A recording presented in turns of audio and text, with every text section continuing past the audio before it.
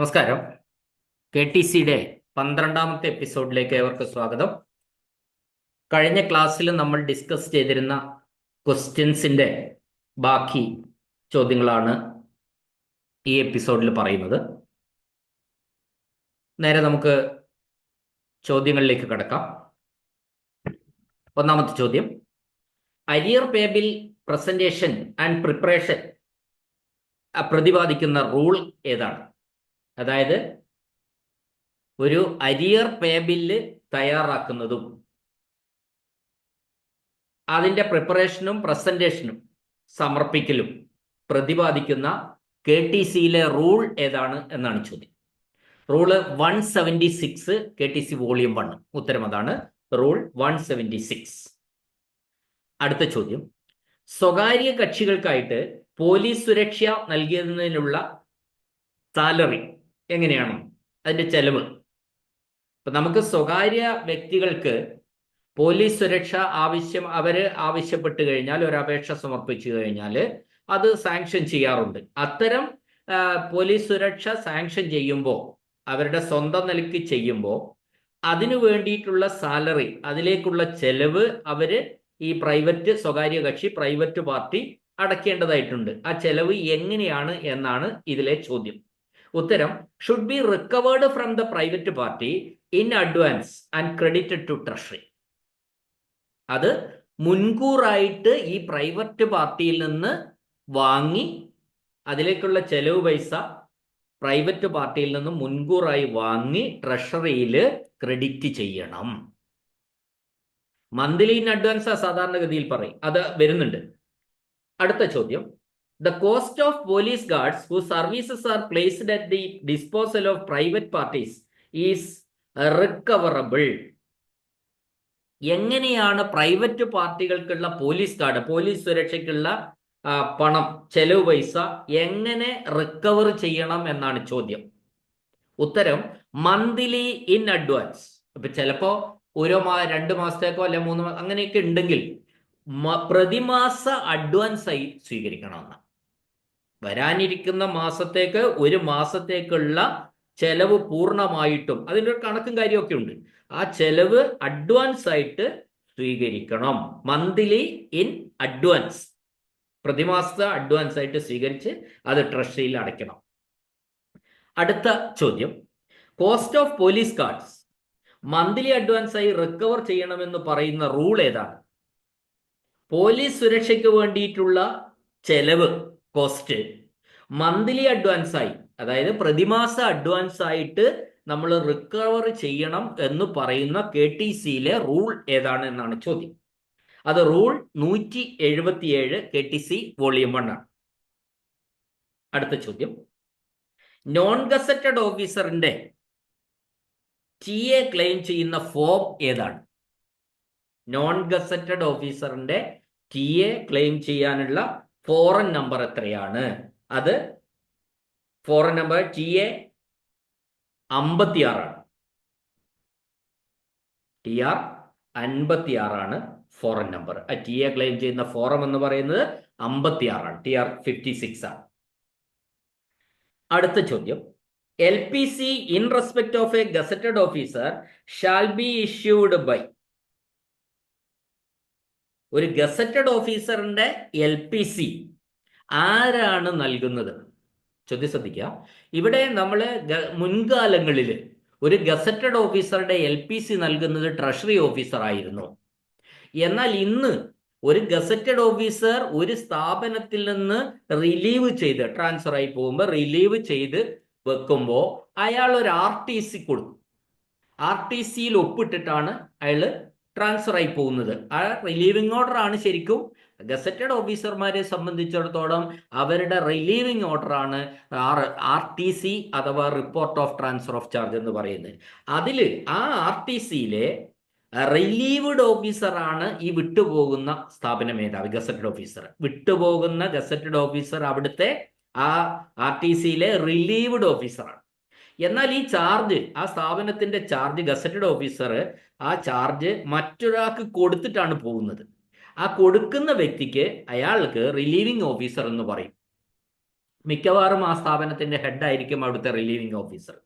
അപ്പോൾ ആ റിലീവിംഗ് ഓഫീസറാണ് അവിടെ ഈ വിട്ടുപോയ ഗസറ്റഡ് ഓഫീസർക്ക് LPC കൊടുക്കേണ്ടത്. റിലീവിംഗ് ഓഫീസർ എന്ന് വേണമെങ്കിൽ പറയാം. ഇല്ലെങ്കിൽ നിലവിൽ ആ സ്ഥാപനത്തിലുള്ള ഡ്രോയിങ് ആൻഡ് ഡിസ്ബേഴ്സ്മെന്റ് ഓഫീസർ എന്ന് പറയാം. അപ്പൊ ഇവിടെ നമ്മൾ അത് ഉത്തരത്തെ കാര്യങ്ങൾ മനസ്സിലാക്കി അതിനനുസരിച്ച് ഉത്തരം എഴുതാമെന്ന് അതിനെ ഞാൻ പറയാം. ഇവിടെ നമുക്ക് റിലീവിംഗ് ഓഫീസർ എന്ന് പറയാം. അപ്പൊ നമ്മൾ അന്നേരം ആർക്കാണോ ഈ ചാർജ് കൈമാറ്റം ചെയ്യുന്നത് അദ്ദേഹം ഫുൾ ചാർജ് ആയിരിക്കും. ഫുൾ അഡീഷണൽ ചാർജോ അല്ലെങ്കിൽ ഓട്ടോമാറ്റിക് ആയിട്ട് ആ സ്ഥാപനത്തിലെ ആ സ്ഥാനത്തേക്ക് വരുന്ന വ്യക്തിയോ ആവാം, അല്ലെങ്കിൽ DDO ആവാം. അവർക്കാണ് നമ്മൾ ഈ ചാർജ് കൈമാറ്റം ചെയ്യുന്നത്. ആ ചാർജ് കൈമാറ്റം ചെയ്യുന്ന വ്യക്തിക്കാണ് നമ്മൾ റിലീവിംഗ് ഓഫീസർ എന്ന് പറയുന്നത്. ആ റിലീവിംഗ് ഓഫീസറാണ് നമുക്ക് ഈ ഗസറ്റഡ് ഓഫീസർക്ക് LPC, ഇവിടെ റിലീവ് ചെയ്ത് പോയ ഗസറ്റഡ് ഓഫീസർക്ക് LPC കൊടുക്കേണ്ടത്. അടുത്ത ചോദ്യം, the arrear salary of a retired non gazetted officer can be drawn by. Non gazetted ആയിട്ടുള്ള ഒരാൾ റിട്ടയർ ചെയ്തു, അദ്ദേഹം ഗസറ്റഡ് തസ്തികയിലല്ല, നോൺ ഗസറ്റഡ് തസ്തികയിലാണ്. അപ്പോൾ അദ്ദേഹത്തിന് കുറച്ച് അരിയർ സാലറി കിട്ടാനുണ്ട്. ഒരു സ്ഥാപനത്തിൽ വർക്ക് ചെയ്തിരുന്നു അദ്ദേഹത്തിന്റെ കുറച്ച് കുടിശ്ശിക ശമ്പളം കിട്ടാനുണ്ട്. ആരാണ് അത് പിൻവലിച്ച് അദ്ദേഹത്തിന് കൊടുക്കേണ്ടതെന്നാണ്?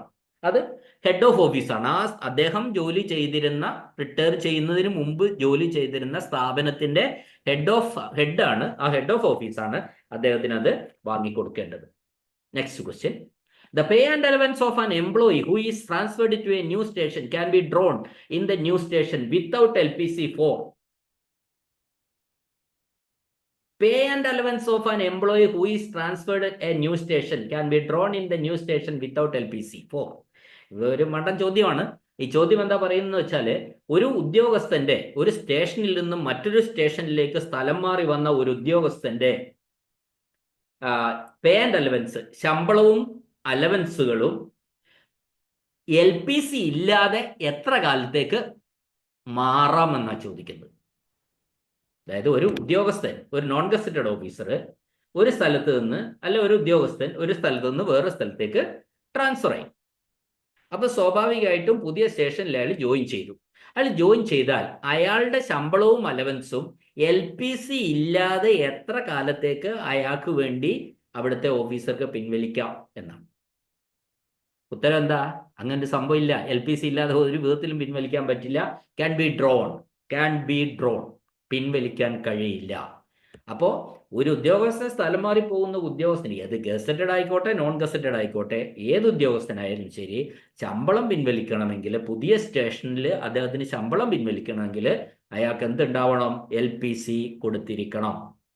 ഓക്കെ, നെക്സ്റ്റ് ക്വസ്റ്റ്യൻ, ഒരു പ്രദേശത്ത് ഗവൺമെന്റ് സ്ഥാപനം തുടങ്ങുന്നതിന് അനുയോജ്യമായ ഗവൺമെന്റ് കെട്ടിടങ്ങൾ ലഭ്യമല്ല എന്ന് വിചാരിക്കുക. ഒരു പ്രത്യേക പ്രദേശത്ത് ഗവൺമെന്റ് സ്ഥാപനം തുടങ്ങുകയാണ്. അതിന് ആ പ്രദേശത്ത് അനുയോജ്യമായിട്ടുള്ള ഗവൺമെന്റ് കെട്ടിടങ്ങൾ ലഭ്യമല്ലെങ്കിൽ ആ ലഭ്യമല്ലെന്നുള്ള സർട്ടിഫിക്കറ്റ് നൽകേണ്ട ഉദ്യോഗസ്ഥൻ ആരാണ്? അതാണ് ചോദ്യം. അത് എക്സിക്യൂട്ടീവ് എഞ്ചിനീയറാണ്. നമ്മൾ ഓർമ്മിക്കുക, എക്സിക്യൂട്ടീവ് എഞ്ചിനീയറാണ് ഒരു പ്രദേശത്ത് ഒരു ഗവൺമെന്റ് സ്ഥാപനം തുടങ്ങുമ്പോൾ അവിടെ അനുയോജ്യമായ കെട്ടിടം ഇല്ലെങ്കിൽ, ആ കെട്ടിടം അനുയോജ്യമായ കെട്ടിടം ഇല്ല എന്നുള്ള സർട്ടിഫിക്കറ്റ് കൊടുക്കേണ്ട ഉദ്യോഗസ്ഥൻ എക്സിക്യൂട്ടീവ് എഞ്ചിനീയറാണ്. അടുത്ത ചോദ്യം, സർക്കാർ ആവശ്യങ്ങൾക്കായി സ്വകാര്യ കെട്ടിടങ്ങളുടെ വാടക അടയ്ക്കുന്നതുമായി ബന്ധപ്പെട്ട റൂൾ ഏതാണ്?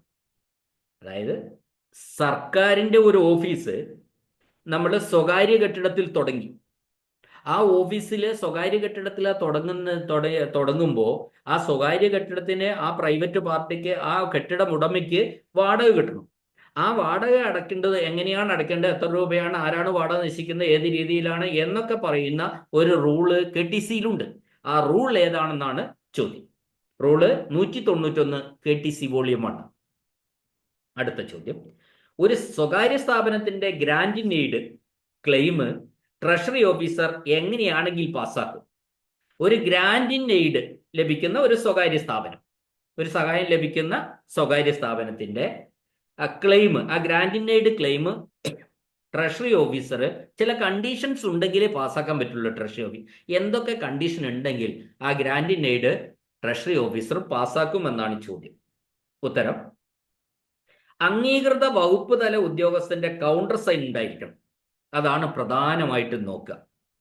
ആ വകുപ്പ് തല ഡിപ്പാർട്ട്മെന്റ് ഹെഡിന്റെ കൗണ്ടർ സൈൻ ഉണ്ടെങ്കിൽ മാത്രമേ ആ ക്ലെയിം ട്രഷറി ഓഫീസർ പാസ്സാക്കിയുള്ളൂ. അപ്പോൾ സ്വകാര്യ സ്ഥാപനത്തിന്റെ grant aid claim treasury officer പാസ്സാക്കണമെങ്കിൽ അത് ഹെഡ് ഓഫ് ഓഫീസ് അല്ല, ഹെഡ് ഓഫ് ദ ഡിപ്പാർട്ട്മെന്റിന്റെ വകുപ്പ് തല, അതായത് അംഗീകൃത വകുപ്പ് തല ഉദ്യോഗസ്ഥന്റെ കൗണ്ടർ സൈൻ ഉണ്ടെങ്കിൽ മാത്രമേ ആ ക്ലെയിം ട്രഷറി ഓഫീസർ പാസ്സാക്കുകയുള്ളൂ. ഇനി അടുത്ത ചോദ്യം, റവന്യൂ റീഫണ്ടുമായി ബന്ധപ്പെട്ട ക്ലെയിമുകളുടെ ഏത് ഫോമിലാണ് ക്ലെയിം നൽകേണ്ടതെന്നാണ്. റവന്യൂ റീഫണ്ട് അത് TR 65-ലാണ്. അടുത്ത ചോദ്യം, റവന്യൂ റീഫണ്ടുമായി ബന്ധപ്പെട്ട ബിൽ TR 65-ൽ നൽകണം എന്ന് പറയുന്ന KTCയിലെ റൂൾ ഏതാണ്? അപ്പൊ റവന്യൂ റീഫണ്ട് ഒരുപാട് തരം റവന്യൂ റീഫണ്ട് ഉണ്ട്. ഞാൻ പല എക്സാമ്പിൾസ് പറഞ്ഞിട്ടുണ്ടായിരുന്നു. നമ്മുടെ ഇപ്പോൾ നിരത ദ്രവ്യം, അതായത് ഒരു ലേലത്തിൽ പങ്കെടുക്കാൻ വേണ്ടി നമ്മൾ പണം കെട്ടിവെക്കും. അതിന് മലയാളത്തിൽ നിരത ദ്രവ്യം, ഇംഗ്ലീഷിൽ ഏണസ്റ്റ് മണി എന്നും പറയും. അത് നമുക്ക് തിരികെ, അത് റവന്യൂ ആയിട്ടാണ്. ആ റവന്യൂ പിന്നീട് ലേലം കൊണ്ടില്ലെങ്കിൽ നമുക്ക് തിരിച്ചു നൽകും. അതാണ് ഒരു റവന്യൂ റീഫണ്ടാണ് അത്.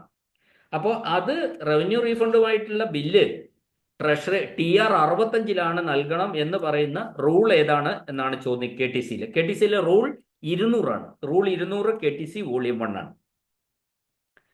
അടുത്ത ചോദ്യം, റവന്യൂ റീഫണ്ടുമായി ബന്ധപ്പെട്ട സബ് വൗച്ചറുകൾ ക്യാൻസൽ ചെയ്യാൻ പാടില്ല എന്ന് പറയുന്ന റൂൾ ഏതാണ്? അപ്പൊ റവന്യൂ റീഫണ്ടുമായി ബന്ധപ്പെട്ട് ബില്ലിനോടൊപ്പം നമ്മൾ സമർപ്പിക്കുന്ന വൗച്ചറുകൾ ക്യാൻസൽ ചെയ്യാൻ പാടില്ല. ക്യാൻസൽ ചെയ്യുക എന്ന് പറഞ്ഞാൽ വൗച്ചറുകളെ, ബില്ലിനോടൊപ്പം സമർപ്പിക്കുന്ന വൗച്ചറുകളെ സംബന്ധിച്ചിടത്തോളം പല രീതിയിലാണ് പലതും ചെയ്യുന്നത്. ചില ബില്ലുകൾ നമ്മൾ ഇപ്പോൾ ഞാൻ നേരത്തെ അതൊക്കെ പറഞ്ഞിട്ടുണ്ട്. മെഡിക്കൽ റീംബേഴ്സ്മെന്റിൽ ബില്ല് കൊടുക്കുമ്പോൾ ആ മെഡിക്കൽ ബില്ലുകൾ നമ്മൾ ക്യാൻസൽഡ് എന്ന് ക്രോസ് ആയിട്ട് സീൽ ചെയ്തിട്ടാണ് കൊടുക്കുക, പിന്നീട് അത് ഉപയോഗിക്കുക. അത്തരത്തിലല്ല റവന്യൂ റീഫണ്ടിന്റെ ബന്ധപ്പെട്ട സബ് വൗച്ചറുകൾ അത്തരത്തിൽ ക്യാൻസൽ ചെയ്യാൻ പാടില്ല എന്ന് ഈ KTCയിലെ റൂളിൽ പറയുന്നുണ്ട്. ആ റൂൾ ഏതാണ് എന്നാണ് ചോദ്യം. ആ റൂള് 200-ആണ്. റൂൾ 200 KTC വോളിയം 1 ആണ്. അടുത്ത ചോദ്യം, കാർഷികാദായ നികുതിയുടെ റീഫണ്ട് ക്ലെയിം ചെയ്യുന്ന ഫോറം ഏതാണ്? കാർഷികാദായ നികുതിയുടെ റീഫണ്ട് ക്ലെയിം ചെയ്യുന്ന ഫോറം ഏതാണ്? ഉത്തരം കാർഷികാദായ നികുതി ചട്ടങ്ങളുടെ റൂൾ 32A-യിൽ നിർദ്ദേശിച്ചിട്ടുള്ള ഫോമാണ്. അത് ചെറിയ വ്യത്യാസമുണ്ട്. TR ഫോമിൽ നിന്നും ചെറിയ വ്യത്യാസമുണ്ട്. കാർഷികാദായ നികുതി ചട്ടങ്ങളുടെ റൂൾ 32A-യിൽ നിർദ്ദേശിച്ചിട്ടുള്ള ഫോമാണ് അതിന് ഉപയോഗിക്കേണ്ടത്. അടുത്ത ചോദ്യം, സബ് ട്രഷറിയിൽ നിക്ഷേപങ്ങളെ സംബന്ധിച്ച വിശദമായ അക്കൗണ്ടുകൾ സൂക്ഷിച്ചിട്ടില്ലാത്തതും എന്നാൽ ഗവൺമെന്റ് അക്കൗണ്ടിൽ നിക്ഷേപിച്ചിട്ടുള്ളതുമായ പണം തിരികെ നൽകണമെങ്കിൽ അതിന്റെ കണ്ടീഷൻ എന്തൊക്കെയാണ്? ഏതാണ് ചോദ്യം. ഒരിക്കൽ കൂടി പറയാം. സബ് ട്രഷറിയിൽ നിക്ഷേപങ്ങളെ സംബന്ധിച്ച വിശദമായ അക്കൗണ്ടുകൾ സൂക്ഷിച്ചിട്ടില്ല. ഒരു നിക്ഷേപത്തെ സംബന്ധിച്ചിടത്തോളം ഉള്ള വിശദമായ അക്കൗണ്ടുകൾ ഈ സബ് ട്രഷറിയിൽ സൂക്ഷിച്ചിട്ടില്ല. എന്നാൽ ഗവൺമെന്റ് അക്കൗണ്ടിൽ നിക്ഷേപിച്ചിട്ടുള്ളതുമായ പണം നമുക്ക് തിരികെ നൽകണമെങ്കിൽ ഏതാണ് കണ്ടീഷൻ? അതാണ് ഈ ചോദ്യം. ഉത്തരം ഇതാണ്, അക്കൗണ്ടന്റ് ജനറലിന്റെ അനുമതി ആവശ്യമാണ്. അപ്പൊ അക്കൗണ്ടന്റ് ജനറൽ അങ്ങനെ അനുമതി തരണമെങ്കിൽ ഒരു സബ് ട്രഷറിയിൽ നമ്മൾ നിക്ഷേപിച്ചിട്ടുണ്ട്, എന്നാൽ അതിന്റെ അക്കൗണ്ടുകൾ അവിടെ സൂക്ഷിച്ചിട്ടില്ല, എന്നാൽ ആ പണം നമുക്ക് തിരികെ വേണമെങ്കിൽ അതിൽ ചില കണ്ടീഷനാണ് പറയുന്നത്. അക്കൗണ്ടന്റ് ജനറലിന്റെ അനുമതി ആവശ്യമാണ്. അപ്പോൾ അങ്ങനെയെങ്കിൽ അക്കൗണ്ടന്റ് ജനറൽ എന്ത് ചെയ്യും? ആ തുക സ്വീകരിച്ചിട്ടുണ്ടോ, ഗവൺമെന്റ് അക്കൗണ്ടിൽ ക്രെഡിറ്റ് ചെയ്തിട്ടുണ്ടോ എന്ന് അക്കൗണ്ടന്റ് ജനറൽ പരിശോധിക്കും. അക്കൗണ്ടന്റ് ജനറലിന്റെ അനുമതി ആവശ്യമാണ് എന്ന് പറയുമ്പോൾ അക്കൗണ്ടന്റ് ജനറൽ അനുമതി നൽകണമെങ്കിൽ അദ്ദേഹം AG എന്ത് ചെയ്യും? ആ തുക സബ് ട്രഷറി മുഖാന്തരം സ്വീകരിച്ചിട്ടുണ്ടോ എന്നും ഗവൺമെന്റ് അക്കൗണ്ടിൽ അത് ക്രെഡിറ്റ് ചെയ്തിട്ടുണ്ടോ എന്നും AG പരിശോധിക്കും. ഇതാണ് കണ്ടീഷൻ. ഓക്കെ. അടുത്ത ചോദ്യം, ഗവൺമെന്റിന്റെ നിയമപ്രകാരം കാലഹരണപ്പെട്ട നിക്ഷേപത്തിന്റെ റീഫണ്ട് എങ്ങനെ രേഖപ്പെടുത്തണം? ഗവൺമെന്റിന്റെ നിയമപ്രകാരം കാലഹരണപ്പെട്ട നിക്ഷേപത്തിന്റെ റീഫണ്ട്. കാലഹരണപ്പെടുക എന്ന് പറഞ്ഞാൽ ലാപ്സ്ഡ് ഡിപ്പോസിറ്റ് എന്ന് അതിന്റെ ഇംഗ്ലീഷിൽ പറയാം. ലാപ്സ്ഡ് ഡിപ്പോസിറ്റ്, അതിന്റെ തിരിച്ചു കൊടുക്കൽ, റീഫണ്ട് എങ്ങനെ രേഖപ്പെടുത്തും എന്നാണ്. ഏത് ഐറ്റം ആയിട്ടാണ് അത് നമ്മൾ രേഖപ്പെടുത്തുന്നത് ട്രഷറിയിൽ എന്നാണ് ചോദ്യം. അത് മിസലേനിയസ് റീഫണ്ട് എന്നതായിട്ടാണ് രേഖപ്പെടുത്തുന്നത്. എന്താണ് മിസലേനിയസ് റീഫണ്ടിൽ രേഖപ്പെടുത്തുന്നത് പറഞ്ഞത്? Lapsed deposit, the refund of lapsed deposit, അല്ലെങ്കിൽ കാലഹരണപ്പെട്ട നിക്ഷേപത്തിന്റെ തിരിച്ചു കൊടുക്കല് എന്താണ്, ഏത് ഹെഡിലാണ്, ഏത് ഐറ്റത്തിലാണ് ട്രഷറിയിൽ രേഖപ്പെടുത്തുന്നതെന്നാണ് ചോദ്യം. ട്രഷറിയിൽ അത് മിസലേനിയസ് റീഫണ്ടിലാണ് രേഖപ്പെടുത്തുക. അടുത്ത ചോദ്യം, മറ്റൊരു സ്റ്റേറ്റിൽ ടെൻഡറിൽ പങ്കെടുക്കുന്നതിന് നൽകിയിട്ടുള്ള നിരത ദ്രവ്യം ആര് മുഖാന്തരമാണ് തിരികെ നൽകേണ്ടതാണ്? നമ്മൾ നിലവിൽ കേരള സ്റ്റേറ്റിൽ നമ്മൾ ചെയ്തിരിക്കുന്നു. നമ്മൾ കർണാടക സ്റ്റേറ്റിൽ ടെൻഡറിന് വേണ്ടിയിട്ട് ഒരു നിരത ദ്രവ്യം, ടെൻഡറിൽ പങ്കെടുക്കാൻ വേണ്ടിയിട്ട് ഒരു ഏണസ്റ്റ് മണി അഥവാ നിരത ദ്രവ്യം നമ്മൾ കെട്ടിവെച്ചിട്ടുണ്ട്. ആ പണം നമ്മൾ ടെൻഡറിൽ പങ്കെടുത്തു, പക്ഷെ നമുക്ക് ടെൻഡർ കിട്ടിയില്ല. അപ്പൊ നമുക്ക് ആ നിരത ഏണസ്റ്റ് മണി തിരിച്ചു കിട്ടണം. അത് ആര് മുഖാന്തരമാണ് തിരികെ നൽകേണ്ടതെന്ന ചോദ്യം. അത് ഉത്തരം എന്താണ്? അക്കൗണ്ടന്റ് ജനറൽ മുഖാന്തരമാണ് തിരിച്ചു നൽകേണ്ടത്. നമ്മുടെ അക്കൗണ്ടന്റ് ജനറൽ മുഖാന്തരമാണ് ആയത് തിരിച്ച് നൽകേണ്ടത്. അടുത്ത ചോദ്യം, ഡിപ്പോസിറ്റിന്റെ കാര്യത്തിൽ ട്രഷറിയിൽ സൂക്ഷിക്കാത്തതും സാമ്പത്തിക ചട്ടങ്ങൾ പ്രകാരം സർക്കാരിലേക്ക് ക്രെഡിറ്റ് ചെയ്യപ്പെടുന്നതുമായ വിശദമായ അക്കൗണ്ടുകൾ AGയുടെ അനുമതിയില്ലാതെ തിരിച്ചു നൽകാൻ കഴിയില്ല. അതിപ്പോ നമ്മൾ പറഞ്ഞതാണ്. അങ്ങനെ തിരിച്ചു നൽകുമ്പോൾ അവർ എന്തെല്ലാം കാര്യങ്ങൾ ഉറപ്പിക്കണം? ഞാൻ നേരത്തെ പറഞ്ഞിരുന്നു, സബ് ട്രഷറി മുഖാന്തരം ഒരു നിക്ഷേപിച്ച ഒരു തുക ആ സബ് ട്രഷറിയിൽ അതിന്റെ വിശദമായ അക്കൗണ്ടുകൾ സൂക്ഷിച്ചിട്ടില്ല. എന്നാൽ അതിന് അങ്ങനെയുള്ള പണം AG ആണ്, അക്കൗണ്ടന്റ് ജനറലിന്റെ അനുമതിയോടുകൂടി നമുക്ക് തിരിച്ചു കിട്ടും. അങ്ങനെ തിരിച്ചു നൽകുമ്പോൾ അവരെന്തെല്ലാം കാര്യങ്ങൾ പരിശോധിച്ച് ഉറപ്പിച്ചതിന് ശേഷം മാത്രമാണ് ആ പണം നമുക്ക് തിരികെ നൽകുന്നത് എന്നാണ് ചോദ്യം. ഉത്തരം ഞാൻ ഒരിക്കൽ പറഞ്ഞതാണിത്. ഈ തുക ഒന്ന് ശ്രദ്ധിക്കേണ്ട കാര്യം ഇതാണ്. ഈ തുക ആരാ നോക്കേണ്ടത്? അക്കൗണ്ടന്റിൽ അത് പരിശോധിക്കേണ്ടത്. AG ഇത് പരിശോധിക്കണം. എന്ത് പരിശോധിക്കണം? ഈ തുക യഥാർത്ഥത്തിൽ സ്വീകരിച്ചിട്ടുണ്ടോ എന്ന് പരിശോധിക്കണം. 2, സ്വീകരിച്ചിട്ടുണ്ടെങ്കിൽ അത് ഗവൺമെന്റ് അക്കൗണ്ടിൽ ക്രെഡിറ്റ് ചെയ്തിട്ടുണ്ടോ എന്ന് പരിശോധിക്കണം. ഇത് രണ്ടും പരിശോധിച്ചാൽ മൂന്നാമത് ഒരു കാര്യം കൂടി പരിശോധിക്കണം. അവകാശിയുടെ ഐഡന്റിറ്റിയും പണം ലഭിക്കുന്നതിന് അയാൾക്ക് അവകാശമുണ്ടെന്നുള്ള കാര്യവും അപേക്ഷയിൽ ഒപ്പുവെക്കുന്ന ഓഫീസർ സർട്ടിഫൈ ചെയ്യേണ്ടതാണ്. ഈ അപേക്ഷ നൽകുന്ന വ്യക്തിയുടെ അപേക്ഷയിൽ ഒപ്പുവെക്കുന്ന ഓഫീസർ എന്ത് സർട്ടിഫൈ ചെയ്യണം? ഇത് യഥാർത്ഥ അവകാശിയാണ്, അയാൾക്ക് ഈ പണം കിട്ടാനുള്ള അർഹതയുണ്ട്, അയാളുടെ ഐഡന്റിറ്റി ഇന്നതൊക്കെയാണ് എന്ന കാര്യം ഈ അപേക്ഷ സർട്ടിഫൈ ചെയ്യുന്ന ഉദ്യോഗസ്ഥൻ ഇക്കാര്യങ്ങൾ സർട്ടിഫൈ ചെയ്യേണ്ടതാണ് എന്നാണ് പറയുക. അപ്പൊ 3 കണ്ടീഷൻസ് ഉണ്ട്. ഒന്ന്, ഈ തുക യഥാർത്ഥത്തിൽ സ്വീകരിച്ചിട്ടുണ്ടോ എന്ന് അക്കൗണ്ടന്റ് ജനറൽ ചെക്ക് ചെയ്യണം. 2, ഈ തുക ഗവൺമെന്റ് അക്കൗണ്ടിൽ ക്രെഡിറ്റ് ചെയ്തിട്ടുണ്ടോ എന്ന് AG ചെക്ക് ചെയ്യണം. 3, അവകാശിയുടെ ഐഡന്റിറ്റി നോക്കണം. ആ പണം ലഭിക്കുന്നതിന് അദ്ദേഹത്തിന് അർഹത ഉണ്ട് എന്ന കാര്യം ഉറപ്പാക്കണം. ആ ഉറപ്പാക്കിയ കാര്യം ഒരു സർട്ടിഫിക്കറ്റ് ആയിട്ട് ഈ അപേക്ഷ നൽകുന്ന അപേക്ഷയിൽ ഉദ്യോഗസ്ഥൻ സർട്ടിഫൈ ചെയ്തിരിക്കണം. ഓക്കെ, അടുത്ത ചോദ്യം, ട്രഷറിയിൽ നിന്നും ഡിപ്പോസിറ്റുകൾ തിരികെ നൽകുന്നതിനുള്ള കോടതിയുടെ ഏതൊരു ഉത്തരവും ഡാഷിലായിരിക്കണം. സത്യത്തിൽ ഇപ്പൊ എങ്ങനെയാന്ന് എനിക്കറിയില്ല കേട്ടോ. ട്രഷറിയിൽ നിന്നും ഡിപ്പോസിറ്റുകൾ തിരികെ നൽകാൻ വേണ്ടി ഒരു കോടതി ഉത്തരവ് വന്നെന്ന് വെച്ചോ. ഒരു ട്രഷറിയിൽ നിന്നും നമ്മൾ ഡിപ്പോസിറ്റ് ചെയ്തിട്ടുള്ള ഒരു തുക തിരികെ നൽകാൻ വേണ്ടി കോടതി ഒരു ഉത്തരവിട്ടു. അങ്ങനെ ഉത്തരവിട്ടിട്ടുണ്ടെങ്കിൽ ആ കോടതി ഉത്തരവ് എങ്ങനെയായിരിക്കണമെന്നാ ചോദ്യം. ഉത്തരം ഇത് ഇംഗ്ലീഷിലായിരിക്കണമെന്നാണ്. ഈ കോടതി ഉത്തരവ് ഇംഗ്ലീഷിൽ ആയിരിക്കണം. ഏത്? ട്രഷറിയിൽ നിന്നും ഡിപ്പോസിറ്റുകൾ തിരികെ നൽകണം എന്നുള്ള കോടതിയുടെ ഉത്തരവ്, ആ കോടതി ഉത്തരവ് ഇംഗ്ലീഷിലായിരിക്കണം എന്നാണ് ഇതിന്റെ ഉത്തരം. അടുത്ത ചോദ്യം, ഒരു സിവിൽ കോടതി ഡിപ്പോസിറ്റ് തിരികെ നൽകണമെങ്കിൽ ട്രഷറി ഓഫീസറിന് എന്തെല്ലാം ലഭിക്കണം?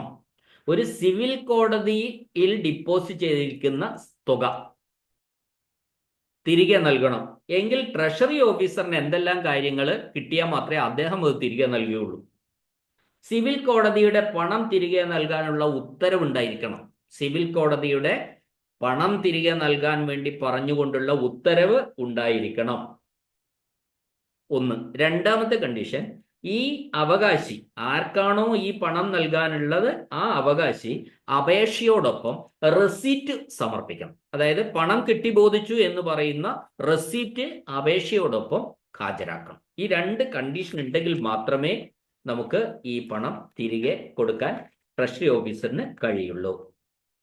അടുത്ത ചോദ്യം, സിവിൽ കോടതി ഡിപ്പോസിറ്റുകൾ ആരുടെ ഉത്തരവിന്റെ അടിസ്ഥാനത്തിലാണ് ട്രഷറി ഓഫീസർ തിരികെ നൽകുന്നത്? അതിപ്പോ പറഞ്ഞു തന്നെയാണ്. സിവിൽ കോടതി ഡിപ്പോസിറ്റുകൾ ആരുടെ ഉത്തരവിന്റെ അടിസ്ഥാനത്തിലാണ് ട്രഷറി ഓഫീസർ തിരികെ നൽകുന്നത്? സിവിൽ കോടതിയുടെ ഉത്തരവിന്റെ അടിസ്ഥാനത്തിലാണ്. അതാണ് ഉത്തരം, സിവിൽ കോടതിയുടെ ഉത്തരവിന്റെ അടിസ്ഥാനത്തിൽ. അടുത്ത ചോദ്യം, the refund of court deposit can be made on the strength of. ഈ ചോദ്യം വേറെ തരത്തിൽ ചോദിക്കുക. The refund of court deposit can be made on the strength of. Civil കോടതി ഡിപ്പോസിറ്റുകൾ ഏത് വിധത്തിൽ തിരികെ കൊടുക്കാം?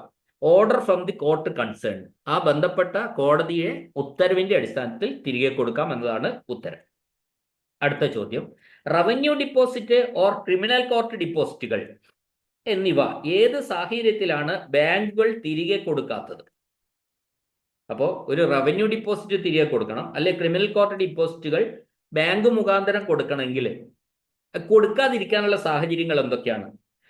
ഉത്തരം ഇതാണ്. ഒന്ന്, ഉത്തരവ് തീയതി മുതൽ 3 മാസം കഴിഞ്ഞാൽ, അതായത് ഈ റവന്യൂ ഡിപ്പോസിറ്റ് തിരികെ കൊടുക്കാനുള്ള കോർട്ടിന്റെ ഉത്തരവ്, അല്ലെങ്കിൽ ക്രിമിനൽ കോർട്ട് ഡിപ്പോസിറ്റുകൾ തിരികെ കൊടുക്കാനുള്ള കോർട്ടിന്റെ ഉത്തരവ്. ഈ ഉത്തരവിന് ഒരു ഡേറ്റ് ഉണ്ടാവും. ആ ഉത്തരവ് തീയതി മുതൽ 3 മാസം കഴിഞ്ഞാൽ ബാങ്ക് ഇത് കൊടുക്കില്ല. നമ്മൾ ആ ചെക്കിന്റെ ഒക്കെ അതേ റൂള് തന്നെ. 2, സാമ്പത്തിക വർഷം കഴിഞ്ഞാൽ കൊടുക്കുകയില്ല. ഏതാണോ ആദ്യം വരുന്നത്, ഒന്നുകിൽ 3 മാസം കഴിഞ്ഞാൽ, അല്ലെങ്കിൽ ഫിനാൻഷ്യൽ ഇയർ കഴിഞ്ഞാൽ, അതായത് എല്ലാ കൊല്ലത്തിന്റെയും മാർച്ച് 31 കഴിഞ്ഞാലും അത് ആ സംഗതി ഇൻവാലിഡ് ആവും. പിന്നെ അത് കിട്ടണേ റീവാലിഡേറ്റ് ഒക്കെ ചെയ്യേണ്ട അവസ്ഥയാണ്. അപ്പോൾ ഏത് സാഹചര്യത്തിലാണ് ബാങ്കുകൾ തിരികെ കൊടുക്കാത്തതെന്നാണ് ചോദ്യം. ഒന്ന്, ഉത്തരവ് തീയതി മുതൽ 3 മാസം കഴിഞ്ഞാൽ കൊടുക്കുകയില്ല. 2, സാമ്പത്തിക വർഷം കഴിഞ്ഞാൽ കൊടുക്കുകയില്ല. ഇതിൽ ഈ 2 കണ്ടീഷനിൽ ഏതാണോ ആദ്യം വരുന്നത് അതാണ് നമ്മൾ നോക്കുന്നത്. അടുത്ത ചോദ്യം, ചാരിറ്റബിൾ എൻഡോവ്മെന്റ് ട്രഷറുടെ PD അക്കൗണ്ടുകൾ, പേഴ്സണൽ ഡിപ്പോസിറ്റ് അക്കൗണ്ട് എന്ന് പറയും, നിയന്ത്രിക്കുന്നത് ആരാണ്? ശ്രദ്ധിച്ച് കേൾക്കുക ചോദ്യം. ചാരിറ്റബിൾ എൻഡോവ്മെന്റ് ട്രഷറർ, അങ്ങനെ ചാരിറ്റബിൾ കാര്യങ്ങൾ നടത്തുന്ന, എൻഡോവ്മെന്റ് സ്കീമുകൾ നടത്തുന്ന ട്രഷറർ ഉണ്ടാവും. അവിടെ അദ്ദേഹത്തിന് ഒരു PD അക്കൗണ്ട് ഉണ്ടാവും, പേഴ്സണൽ ഡിപ്പോസിറ്റ് അക്കൗണ്ട് ഉണ്ടാവും. അത് നിയന്ത്രിക്കുന്നത് ആരാണ്? PD അക്കൗണ്ടുകൾ നിയന്ത്രിക്കുന്നത് ആരാണ് എന്നതാണ് ചോദ്യം. ഉത്തരം, രജിസ്ട്രേഷൻ ഡിപ്പാർട്ട്മെന്റിലെ ഹെഡാണ്. രജിസ്ട്രേഷൻ ഡിപ്പാർട്ട്മെന്റ് ഹെഡാണ് ചാരിറ്റബിൾ എൻഡോവ്മെന്റ് ട്രഷറുടെ പേഴ്സണൽ ഡിപ്പോസിറ്റ് അക്കൗണ്ടുകൾ നിയന്ത്രിക്കുന്നത്. അടുത്ത ചോദ്യം, ട്രഷറിയിലെ PD അക്കൗണ്ടിൽ നിന്നും തുക അറ്റാച്ച് ചെയ്യുന്നതിന് കോടതിയിൽ നിന്നും ഉത്തരവ് ലഭിച്ചാൽ ട്രഷറി ഓഫീസർ എന്ത് ചെയ്യണം? ട്രഷറിയിലെ PD അക്കൗണ്ടിൽ നിന്നും ഒരു തുക അറ്റാച്ച് ചെയ്യാൻ വേണ്ടിയിട്ട് കോടതി ഉത്തരവിട്ടു. അപ്പൊ എന്ത് ചെയ്യണം? ട്രഷറി ഓഫീസർ ഫോറം TR 42 മുഖേന PD അക്കൗണ്ടിൽ നിന്നും തുക പിൻവലിച്ച് ബന്ധപ്പെട്ട കോടതിയിൽ അടയ്ക്കണം. അതാ ഉത്തരം. അടുത്ത ചോദ്യം, കഴിഞ്ഞ സാമ്പത്തിക വർഷത്തെ ക്ലോസിംഗ് ബാലൻസ് സർട്ടിഫിക്കറ്റ് നൽകിയില്ലെങ്കിൽ ഏത് തീയതിക്ക് ശേഷം ട്രഷറി ഓഫീസർ PD അക്കൗണ്ടിൽ നിന്ന് പണം പിൻവലിക്കുന്നതിന് അനുമതി കൊടുക്കില്ല? മിക്കവാറും സ്ഥാപനങ്ങൾക്ക് ട്രഷറിയിൽ PD അക്കൗണ്ട് ഉണ്ടാവും. ആ PD അക്കൗണ്ടിൽ നിന്ന് പണം പിൻവലിക്കാൻ അനുമതി കൊടുക്കില്ല. ഓരോ കൊല്ലവും എന്ത് ചെയ്യണം? ഈ PD അക്കൗണ്ടിന്റെ ക്ലോസിംഗ് ബാലൻസ് സർട്ടിഫിക്കറ്റ് നൽകണം. CBC എന്ന് പറയും. എല്ലാ വർഷവും മാർച്ച് 31 ഈ CBC നൽകണം, ക്ലോസിംഗ് ബാലൻസ് സർട്ടിഫിക്കറ്റ്. ഓരോ സ്ഥാപനവും PD അക്കൗണ്ടിലുള്ള ക്ലോസിംഗ് ബാലൻസ് സർട്ടിഫിക്കറ്റ്, ഈ ഫിനാൻഷ്യൽ ഇയറിലെ മാർച്ച് 31 വരെയുള്ള ഫിനാൻഷ്യൽ ഇയറിലെ PD അക്കൗണ്ടിലെ ക്ലോസിംഗ് ബാലൻസ് ഇത്ര രൂപയാണ് എന്ന് പറയുന്ന ഒരു സർട്ടിഫിക്കറ്റ് ഓരോ സ്ഥാപനവും നൽകേണ്ടതുണ്ട്. അത് നൽകിയില്ലെങ്കിൽ ട്രഷറി ഓഫീസർ എന്ന് മുതൽ പണം പിൻവലിക്കുന്നതിന് അനുമതി കൊടുക്കില്ല. മെയ് 31 ശേഷം പണം പിൻവലിക്കാനുള്ള അനുമതി ട്രഷറി ഓഫീസർ കൊടുക്കില്ല. എങ്ങനെയെങ്കിൽ ആ ക്ലോസിംഗ് ബാലൻസ് സർട്ടിഫിക്കറ്റ് അതിനു മുന്നേ കൊടുത്തിട്ടില്ല എങ്കിൽ. ഓക്കെ, ക്ലിയർ അല്ലേ? അടുത്ത ചോദ്യം, ഫോറസ്റ്റ് ഡിപ്പാർട്ട്മെന്റിലെ നിരതദ്രവ്യം, അതായത് ടെൻഡറിൽ പങ്കെടുക്കുമ്പോഴാണല്ലോ നിരതദ്രവ്യം അഥവാ ഏണസ്റ്റ് മണി തിരിച്ചു നൽകുന്നതിന് ഉത്തരവിടാൻ ഡിവിഷണൽ ഫോറസ്റ്റ് ഓഫീസർക്ക് മാത്രമാണ് അധികാരം. അത് തിരിച്ചു നൽകാനുള്ള ഉത്തരവിടാൻ ഡിവിഷണൽ ഫോറസ്റ്റ് ഓഫീസർക്ക് മാത്രമാണ് അധികാരം എന്ന് പറയുന്ന KTCയിലെ റൂൾ ഏതാണ്? റൂൾ 209 KTC വോളിയം 1 ആണ്. അടുത്ത ചോദ്യം, ഈ ചോദ്യം തന്നെ തിരിച്ചു ചോദിക്കുകയാണ്. റൂൾ 209 KTCM വോളിയം 1 പ്രകാരം ഫോറസ്റ്റ് ഡിപ്പാർട്ട്മെന്റിലെ നിരതദ്രവ്യം തിരികെ കൊടുക്കാൻ ഉത്തരവിടാൻ അധികാരമുള്ള ഉദ്യോഗസ്ഥനാരാണ്? ഫോറസ്റ്റ് ഡിപ്പാർട്ട്മെന്റിന്റെ കാര്യമാണ്. അത് ഫോറസ്റ്റ് ഡിപ്പാർട്ട്മെന്റിലെ ഒരു ടെൻഡറിൽ പങ്കെടുക്കാൻ വേണ്ടി നിരതദ്രവ്യം അടച്ചിട്ടുണ്ടെങ്കിൽ അത് തിരിച്ചു കൊടുക്കാൻ ഉത്തരവിടാൻ അധികാരമുള്ള ഉദ്യോഗസ്ഥനാരാണെന്നാണ് ചോദ്യം. നമ്മളിപ്പോൾ പറഞ്ഞതാണ്, ഡിവിഷണൽ ഫോറസ്റ്റ് ഓഫീസർക്കാണ് ആ ഉത്തരവിടാനുള്ള അധികാരം ഉള്ളത്. ഓക്കെ, അടുത്ത ചോദ്യം.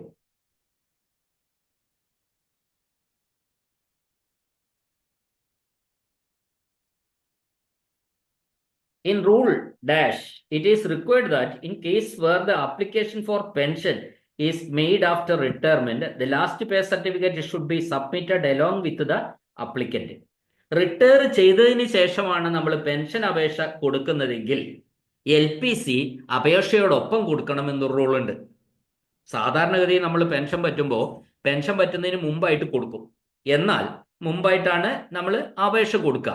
എന്നാൽ പെൻഷൻ പറ്റിയതിന് ശേഷമാണ് നമ്മൾ പെൻഷനുള്ള അപേക്ഷ കൊടുക്കുന്നതെങ്കിൽ പെൻഷൻ അപേക്ഷയോടൊപ്പം LPC കൂടി കൊടുക്കണം.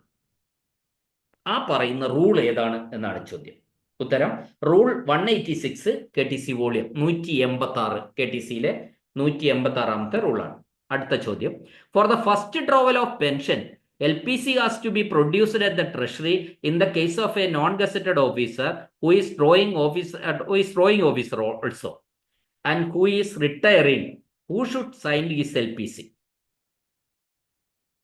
പെൻഷൻ വാങ്ങുന്നതിന് മുമ്പായിട്ട് LPC നമ്മൾ കൊടുക്കേണ്ടതുണ്ട്. ആ LPC അയാൾ നോൺ ഗസറ്റഡ് ഓഫീസറുടെ LPC ആണ്, അയാള് പിന്നെ ചിലപ്പോൾ ഡ്രോയിങ് ഓഫീസർ ആയിരിക്കും. അങ്ങനെയെങ്കിൽ അയാളുടെ LPC ആരാണ് ഒപ്പിടേണ്ടത്? ഉത്തരം ഇതാണ്, his LPC should be counter signed by his immediate superior gazetted officer. അദ്ദേഹത്തിന്റെ സുപ്പീരിയർ ഓഫീസർ ആയിരിക്കണം. ആ സുപ്പീരിയർ ഓഫീസർ വെറുതെ ആയാൽ പോരാ, അതൊരു ഗസറ്റഡ് ഓഫീസർ ആയിരിക്കണം. ആ ഗസറ്റഡ് അല്ലാത്ത സുപ്പീരിയർ ഓഫീസർമാരുണ്ട്, അവർ പോരാ. ആ പെൻഷൻ വാങ്ങുമ്പോൾ കൊടുക്കുന്ന LPC ഒപ്പിടാനുള്ള അധികാരം, ആ ഒരു കൗണ്ടർ സൈൻ ചെയ്യേണ്ടത് ഗസറ്റഡ് സുപ്പീരിയർ ഓഫീസറാണ്. സുപ്പീരിയർ ഓഫീസർ മാത്രമല്ല, പോരാ, സുപ്പീരിയർ ഓഫീസർ ആയിരിക്കണം, ഇമ്മീഡിയറ്റ് സുപ്പീരിയർ ഗസറ്റഡ് ഓഫീസർ ആയിരിക്കണം. ഓക്കെ, അടുത്ത ചോദ്യം, the last pay certificate of gazetted officer is prepared by. The last pay certificate of gazetted officer, ആരാണ് ഒരു ഗസറ്റഡ് ഓഫീസറിന്റെ LPC പ്രിപ്പയർ ചെയ്യേണ്ടത്? നേരത്തെ അത് ട്രഷറി ഓഫീസർ ആയിരുന്നു, പണ്ടത്തെ ചോദ്യങ്ങളിലൊക്കെ അങ്ങനെ കാണുക. ഞാൻ പറഞ്ഞു, ഇപ്പോ നമ്മൾ പറയുക അത് റിലീവിംഗ് ഓഫീസർ എന്നാണ് പറയുക. ഗസറ്റഡ് ഓഫീസറുടെ പിന്നെ LPC പ്രിപ്പയർ ചെയ്യേണ്ടത് അവിടെയുള്ള റിലീവിംഗ് ഓഫീസർ, അതായത് ഈ ഗസറ്റഡ് ഓഫീസറെ റിലീവ് ചെയ്തത് ആരാണോ ആ ഓഫീസർക്ക് റിലീവിംഗ് ഓഫീസർ എന്നാണ് പറയുക. അദ്ദേഹമാണ് LPC പ്രിപ്പയർ ചെയ്യേണ്ടത്. അടുത്ത ചോദ്യം, the pay and allowance of a government servant who certified by a magistrate as lunatic should be paid in accordance with. ഒരു മനോരോഗിയായിരിക്കുന്ന എന്ന് മജിസ്ട്രേറ്റ് സർട്ടിഫൈ ചെയ്ത് കഴിഞ്ഞാൽ സർട്ടിഫൈ ചെയ്യണം. ഒരു പേ ആൻഡ് ഒരു ഗവൺമെന്റ് സർവന്റ് മനോരോഗിയാണെങ്കിൽ അത് മനോരോഗിയാണെന്ന് സർട്ടിഫൈ ചെയ്യേണ്ടത് ഒരു മജിസ്ട്രേറ്റ് ആണ്. എങ്ങനെ? എങ്കിൽ മാത്രമേ അദ്ദേഹത്തിന്റെ പേ ആൻഡ് അലവൻസ് നമ്മൾ കൊടുക്കുന്നുള്ളൂ. അത് ഈ സർട്ടിഫിക്കറ്റിന്റെ അടിസ്ഥാനത്തിലാണ്. ആ സർട്ടിഫിക്കറ്റ് ഏത് റൂളായിട്ടാണ് പറയുന്നത് എന്നാണ്. ഈ കാര്യം പറയുന്ന റൂൾ ഏതാണ്? ട്രഷറി KTCയിലെ ഏത് റൂളാണെന്നാണ് ചോദ്യം. റൂള് 186 ആണ്. 186A KTC വോളിയം 1ലാണ് ഇക്കാര്യം പറയുന്നത്. അപ്പോൾ ഇത് ഞാൻ ഇവിടെ അവസാനിപ്പിക്കുകയാണ്. ഈ വീഡിയോ കുറച്ചധികം സമയമായി തോന്നുന്നു.